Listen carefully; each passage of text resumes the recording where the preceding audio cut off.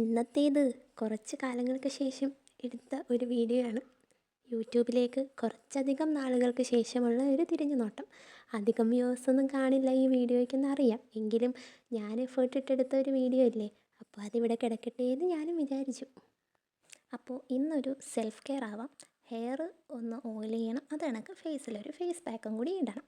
അപ്പം ഞാൻ കോക്കനട്ട് ഓയിലാണ് ഹെയർ ഓയിലായിട്ട് യൂസ് ചെയ്യുന്നത്. നിങ്ങളേത് ഓയിലാണെന്ന് വെച്ചാൽ അതങ്ങ് യൂസ് ചെയ്യാം. ഞാൻ തലയിൽ എണ്ണയിടുന്ന കണ്ടിട്ട് കുരങ്ങൻ തല ചൊറിയുന്നതൊക്കെ കണ്ടല്ലേ.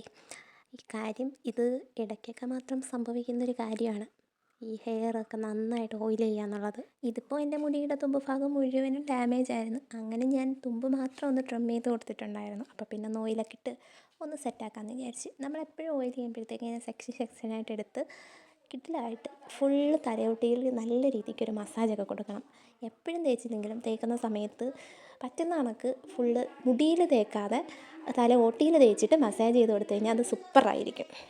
അപ്പോൾ ഞാൻ ഇത് കംപ്ലീറ്റ് ആയിട്ട് എൻ്റെ ഹെയറിലും, അതായത് തല ഓട്ടിയിലും മുടിയുടെ തുമ്പറ്റം വരെ ഞാൻ നല്ല രീതിക്ക് ഓയിൽ ചെയ്ത് കൊടുക്കുന്നുണ്ട്. ഇടയ്ക്കൊക്കെ നമ്മൾ ഇത് കണക്ക് ചെയ്യുന്നത് നല്ലതാണ്. പക്ഷേ ഉള്ളതെന്ന് പറഞ്ഞു കഴിഞ്ഞാൽ നമ്മൾ ഓയിൽ ഇടുമ്പോഴത്തേക്കിന് അത് കംപ്ലീറ്റ് ആയിട്ട് നമ്മുടെ തലയിൽ നിന്ന് കഴുകി കളയണം. അതിപ്പം നാച്ചുറലായിട്ടുള്ള ഷാമ്പു അല്ലെങ്കിൽ മൈൽഡായിട്ടുള്ള ഏതെങ്കിലും ഒരു ഷാമ്പു ഒക്കെ യൂസ് ചെയ്ത് നന്നായിട്ട് കഴുകി കളയണം. ഇതിപ്പോൾ ഞാനൊന്ന് ഓയിൽ ചെയ്ത് വെച്ചിട്ട് ഇനി ഇതിനകത്തേക്ക് ഞാൻ ഇന്നിപ്പോൾ ഒരു താളി യൂസ് ചെയ്യാം.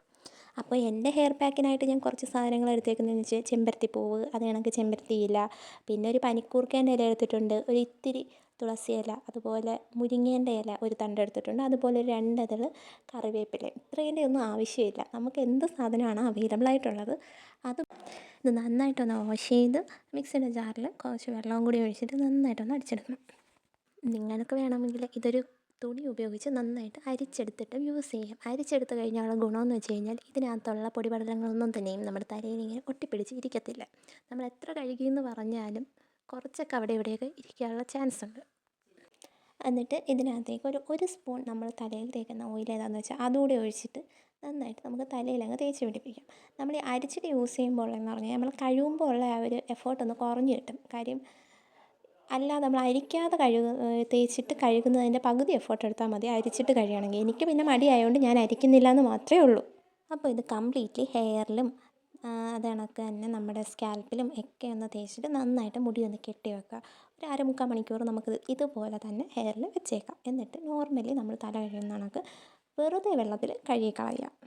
അപ്പോൾ ഇനി ഫേസിലേക്കുള്ളൊരു ഫേസ് പാക്കും കൂടെ സെറ്റാക്കാം. ഞാൻ ഈ ഒരു കുട്ടി പാക്കിൽ വന്നിട്ടുള്ള ആ ഒരു പൗഡറാണ് എടുത്തിട്ടുള്ളത്, ഉപ്റ്റാൻ്റെ. അതിനകത്തേക്ക് കുറച്ച് കർഡ് കൂടി ഇട്ട് മിക്സ് ചെയ്ത് ഫേസിലും നെക്കിലും പിന്നെ ബാലൻസ് ഒന്ന് കുറച്ച് കയ്യിലും തേച്ച്. അപ്പോൾ ഇനിയും ഇങ്ങനെയുള്ള വീഡിയോ വേണമെങ്കിൽ ഒന്ന്